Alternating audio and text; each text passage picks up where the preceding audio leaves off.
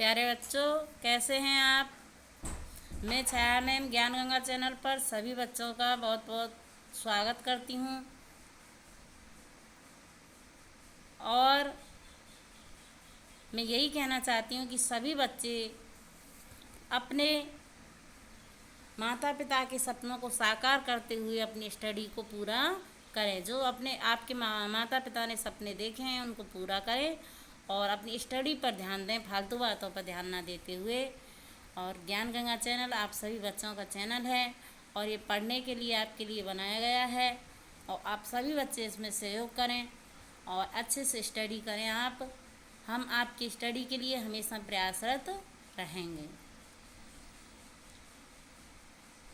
और मैं आपसे एक बात कहना चाहूँगी कि सभी बच्चे अपने आप को इतना मजबूत और इतना सशक्त बनाएं कि नहीं, ऐसा ना समझें, कभी नेगेटिविटी मन में ना आने दें कि नहीं मैं ये नहीं कर सकता। नहीं, आई हैव डन, मैं इसे कर सकता हूँ। आई हैव डू, मैं इसे कर सकता हूँ। तो मैं यही कहना चाहूँगी कि हर छात्र यही सोचे, हर स्टूडेंट यही सोचे कि खुद ही को कर बुलंद तू इतना, खुद ही को कर बुलंद तू इतना कि खुदा तुझसे आके पूछे कि बता तेरी रज़ा क्या है। खुद ही को कर तू बुलंद इतना कि खुदा तुझसे आकर पूछे कि बता तेरी रज़ा क्या है। तो सब बच्चों से यही कहना चाहूँगी कि अपने आप को इतना बुलंद करें कि कोई आपकी आवश्यकताओं को पूछे कि आपको क्या ज़रूरत है, आपके लिए क्या प्रॉब्लम है, क्या परेशानी है। आप सभी के सामने अपनी हिचकिचाहट को शेयर ना करते फिरें, ठीक है। तो ज्ञान गंगा चैनल पर फिर से मैं आप सभी बच्चों का स्वागत करती हूँ और मैं आज आपके लिए हिंदी पद्य साहित्य का काल विभाजन लेकर के आई हूँ और बहुत ही सुंदर नोट्स हैं ये आप सभी बच्चों के लिए।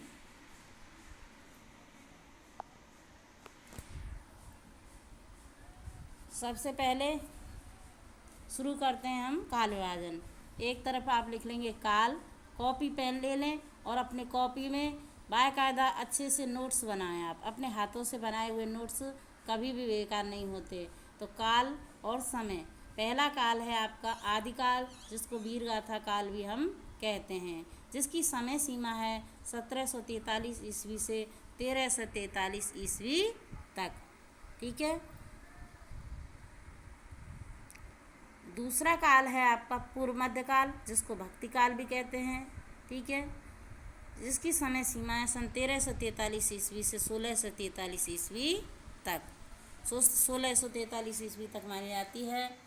और तीसरा जो काल है वो है आपका उत्तर मध्यकाल। कौन सा काल है तीसरा? उत्तर मध्यकाल, जिसको हम रीतिकाल के नाम से भी जानते हैं और जिसकी समय सीमा है सन 1643 ईस्वी से 1843 ईस्वी तक। उत्तर मध्यकाल या रीतिकाल की समय सीमा इतनी मानी गई है, ठीक है।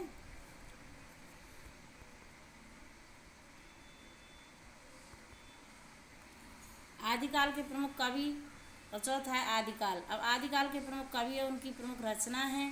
तो प्रमुख कवि हैं चंद्रवरदाई आदिकाल के, उनकी रचना है पृथ्वीराज रासो, ठीक है। दूसरे हैं नरपति नाहल, इनकी प्रमुख रचना है बीसल देव रासो। और तीसरे हैं दलपति विजय, जिनकी रचना है खुमान रासो या खुमान रासो, ठीक है। तो आप पॉज करते हुए अपने हाथों से हैंड रिटन नोट्स बनाएंगे और अपने हाथों पर विश्वास करेंगे, जिससे बोर्ड में आपके लिए अच्छे से अच्छे मार्क्स दिलाएं।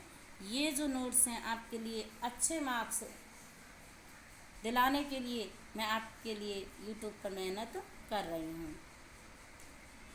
तो आप अच्छे से इनको क्लियर कर लें। आदिकाल के प्रमुख कवि और उनकी प्रमुख रचनाएं आगे हैं।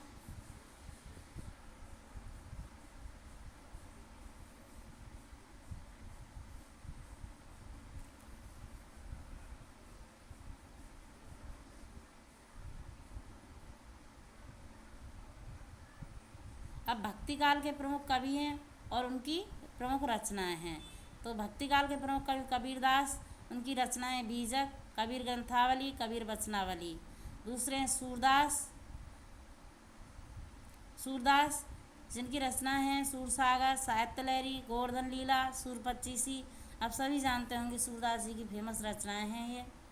तीसरे हैं सूरसागर, साहित्य लहरी, गोवर्धन लीला और सूर पच्चीसी। तीसरे हैं तुलसीदास, तो तुलसीदास जी की श्री रामचरितमानस है, विनय पत्रिका है, गीतावली है। तुलसीदास जी की कौन सी है? श्री रामचरितमानस, विनय पत्रिका, गीतावली, दोहावली, जानकी मंगल, पार्वती मंगल आदि। अब रीतिकाल के प्रमुख कवि और उनकी प्रमुख रचनाएं। आदिकाल के प्रमुख कवि उनकी रचनाएं हो गए, भक्तिकाल के प्रमुख कवि उनकी रचनाएं हो गई। अब रीतिकाल के प्रमुख कवि उनकी प्रमुख रचनाएं देख लेते हैं। तो प्रमुख कवि हैं रीतिकाल के आचार्य केशवदास, उनकी रचनाएं रसिक प्रिया, कवि प्रिया, नक्श। दूसरे हैं बिहारी, तो बिहारी की प्रमुख रचना है बिहारी सतसई, ठीक है। तीसरे हैं भूषण, उनकी प्रमुख रचना है शिवराज भूषण, रीतिकाल के शिवराज भूषण, शिवानी, शिवा बावनी, छत्रसाल दशक। अब आते हैं आधुनिक काल के प्रमुख कवि और उनकी प्रमुख रचनाएं। तो आधुनिक काल के प्रमुख कवि कौन कौन से हैं? नंबर 1 अयोध्या सिंह उपाध्याय हरिऔध हैं, एक ही नाम है ये, अयोध्या सिंह उपाध्याय हरिऔध, ठीक है। कन्फ्यूज मत होना इसमें। और अपने हाथों से पेन और कॉपी लेके बैठेंगे और अपने हाथों से नोट्स बनाएंगे।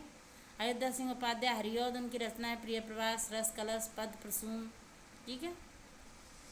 दूसरे मैथिली शरण गुप्त, उनकी रचनाएं साकेत, जयद्रथ वध, यशोधरा। अब आते हैं ये सभी विभिन्न काव्य धाराओं की विशेषताएं। तो वीर गाथा काव्य धारा या आदिकाल की विशेषताएं देख लेते हैं। तो वीर गाथा काव्य धारा में, या जिसको आदिकाल कहते हैं, क्या हुआ था इसमें, इनकी विशेषताएं क्या थी? तो सबसे पहले हम देखते हैं विशेषताओं में। नंबर 1 रासो ग्रंथों की रचना, यानी वीर गाथा काव्य धारा में या आदिकाल में सबसे अधिक रासो ग्रंथों की रचना हुई थी। नंबर 2 और क्या हुआ इसमें? वीर रस एवं श्रृंगार रस की प्रधानता थी, क्योंकि रासो ग्रंथों की रचना, ये तो सीधी सी बात है, वीर रस और उनके विलासतापूर्ण जीवन की प्रधानता थी। इसमें वीर रस और श्रृंगार रस यानी विलासतापूर्ण जीवन की प्रधानता इसमें थी। और नंबर 3 आश्रयदाता राजाओं की प्रशंसा थी इसमें, जिनके उसमें राजा रहते थे। नंबर 4 डिंगल एवं पिंगल भाषाओं का प्रयोग। और नंबर 5 प्रबंधक मुक्तक दोनों प्रकार की रचनाएं इस काव्य धारा की विशेषताएं हैं, ठीक है। रासो ग्रंथों की प्रधानता, वीर रस श्रृंगार रस प्रधानता, आश्रयदाताओं की प्रशंसा, डिंगल पिंगल भाषाओं का प्रयोग, प्रबंधक एवं मुक्तक दोनों प्रकार की रचनाएं इसमें थीं। अब इसके मुख्य कवि और इसकी मुख्य रचनाएं देख लेते हैं। सबसे पहले चंद्रवरदाई थे, चंद्रवरदाई की पृथ्वीराज रासो। दूसरे थे विद्यापति, उनकी पदावली कीर्तिलता का आदि थी। नंबर अगली संत काव्य धारा ज्ञानाश्रय शाखा की विशेषताएं। तो निराकार परमात्मा के प्रति उपासना का भाव था इसमें। नंबर 2 ज्ञान प्राप्ति और गुरु की को सर्वाधिक महत्व दिया गया था संत काव्य धारा में। भक्तिकाल में, भक्तिकाल को 2 काव्य धारा में बांटा गया, ठीक है, ज्ञानाश्रय और प्रेमाश्रय, जिसको ज्ञानाश्रय संत काव्य धारा भी कहते हैं। नंबर 3 ऊंच नीच जात पात के भेदों की आलोचना की गई इसमें।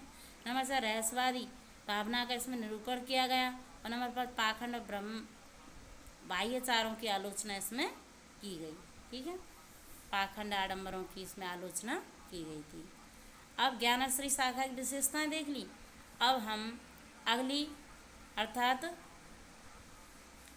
ज्ञानाश्रय शाखा की विशेषताओं के बाद हम देखेंगे प्रेमाश्रय शाखा की विशेषताएं, ठीक है।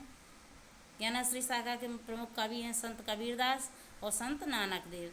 कबीरदास जी की रचनाओं में बीजक है, कबीर ग्रंथावली है, कबीर वचनावली है। और नानक देव की रचनाओं में गुरु ग्रंथ साहिब है आता है। अब आते हैं हमारे ज्ञानाश्रय के बाद सूफी काव्य धारा की।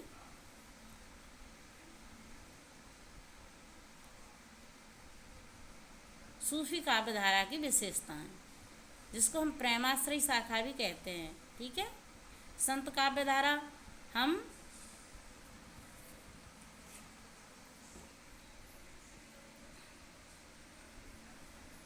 सूफी काव्य धारा की विशेषताओं को प्रेमाश्रय शाखा कहते हैं हम। इसके जो विशेषताएं हैं, प्रेम भावना द्वारा परमात्मा की प्राप्ति करना। नंबर 2, लौकिक प्रेम से अलौकिक प्रेम का सृजन करना। नंबर 3, हिंदू संस्कृति का चित्रण करना। नंबर 4, इतिवृत्तात्मक अतिशयोक्ति और फारसी मसनवी पद्धति, यानी प्रेम भावना द्वारा परमात्मा की प्राप्ति, लौकिक प्रेम से अलौकिक प्रेम का सृजन करना, हिंदू संस्कृति का चित्रण, इतिवृत्तात्मक अतिशयोक्ति, किसी बात को बढ़ा चढ़ा के कहना आदि। आगे हैं, इसके कवि हो गए, आप देख लेना पॉज करके। अब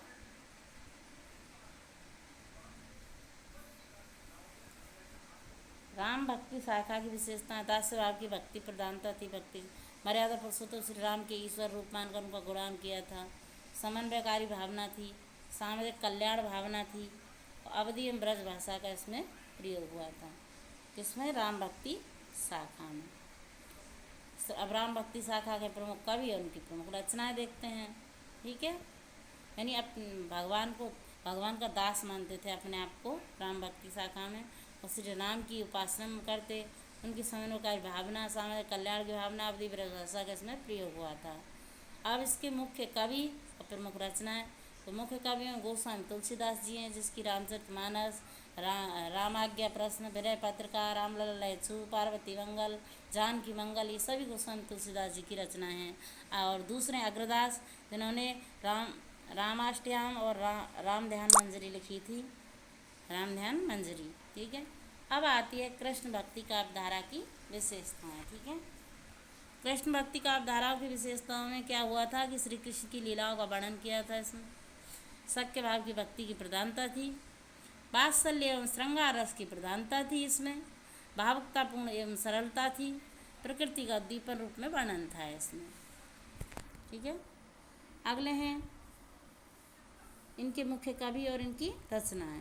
तो श्री कृष्ण की लीलाओं का वर्णन किया गया था इसमें कृष्ण भक्ति शाखा में, और सखा भाव की भक्ति थी, देख लेना आप। इनके कवि और रचनाएं हैं सूरसागर और नंददास, सूरदास और नंददास।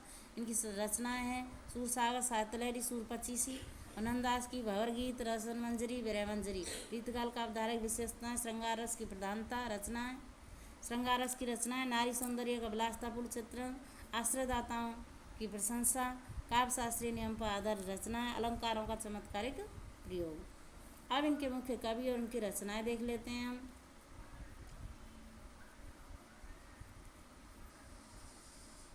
श्रृंगार रस की रचनाएं थी, नारी सौंदर्य का विलासतापूर्ण चित्रण था, आश्रयदाताओं की प्रशंसा थी इसमें, अब शास्त्रीय पर आधारित रचनाएं, अलंकारों का चमत्कारिक प्रयोग। अब मुख्य कवि और मुख्य रचनाएं देखते हैं। आप ना पॉज करके वीडियो को देख लेना अगर कहीं से आपका छूट भी जाए तो। ठीक, रोक रोक के वीडियो को आप देख लेना आराम से। मुख्य कवि मुख्य रचनाएं हैं इसके रीतिकाल के केशवदास और बिहारी। केशवदास, इनकी रचनाएं थीं जहांगीर, जसचंद्र का, रतन बावनी, कविप्रिया, और बिहारी की बिहारी सतसई। ठीक है, आधुनिक कवि या द्विवेदी युग की विशेषताएं, यथार्थ प्रधान भाव थे इसमें, स्वदेश प्रेम की अभिव्यक्ति थी, समाज सुधार की भावना थी इसमें, प्रतीकात्मकता और खड़ी बोली हिंदी का इसमें प्रयोग हुआ था। ठीक है, खड़ी बोली हिंदी का इसमें प्रयोग हुआ था। समाज सुधार भावना, प्रतीकात्मकता, खड़ी बोली हिंदी का प्रयोग।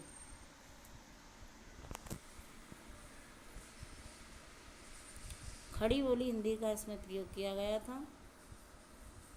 आगे देखते हैं हम।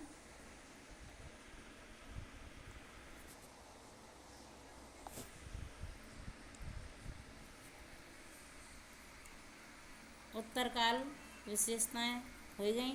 इनके कवि अयोध्या सिंह उपाध्याय, हरिऔध, प्रिय प्रवास, वैदेही वनवास, सोबते चौपते, और मैथिली शरण गुप्त की रचना साकेत, अनग और यशोधरा। ठीक है,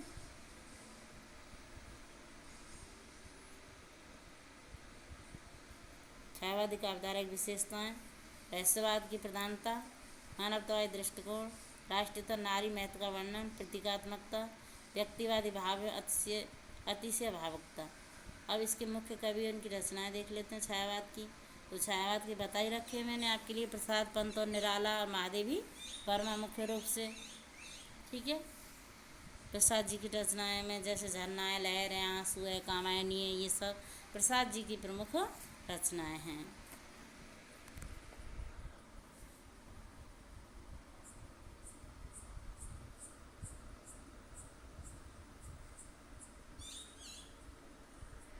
महादेवी वर्मा की रचनाएं निहार, नीरजा, संदनी, सप्तपर्णा। ठीक है, और जयशंकर प्रसाद झरना, लहर, आंसू, कामायनी, ये सब है।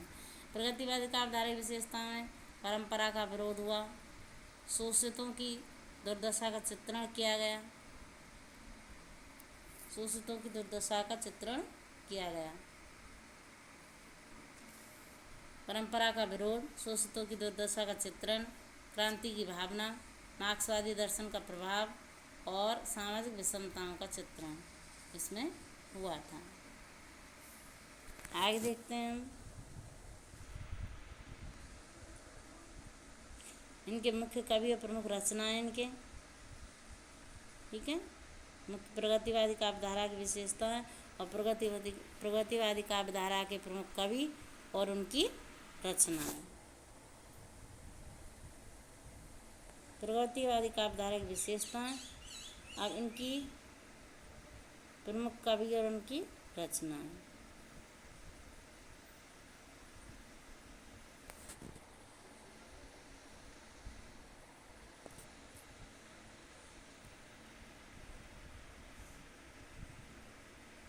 ठीक है, तो प्रगतिवाद काव्यधाराओं में सूर्यकांत त्रिपाठी, निराला, रामधारी सिंह दिनकर। तो निराला जी की जूही की कली, बेला है, रामधारी सिंह दिनकर की कुरुक्षेत्र और रश्मिरथी सामदेनी है। और प्रयोगवादी काव्यधारा की विशेषताएं देख लेते हैं।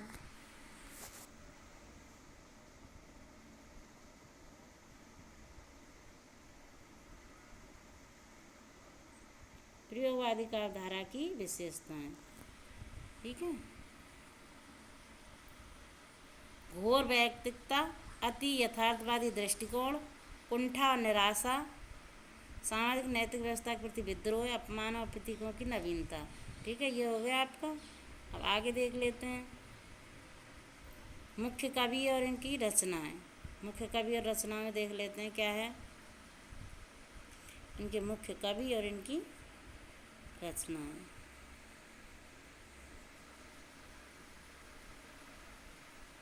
मुख्य कवि और उनकी रचनाएं।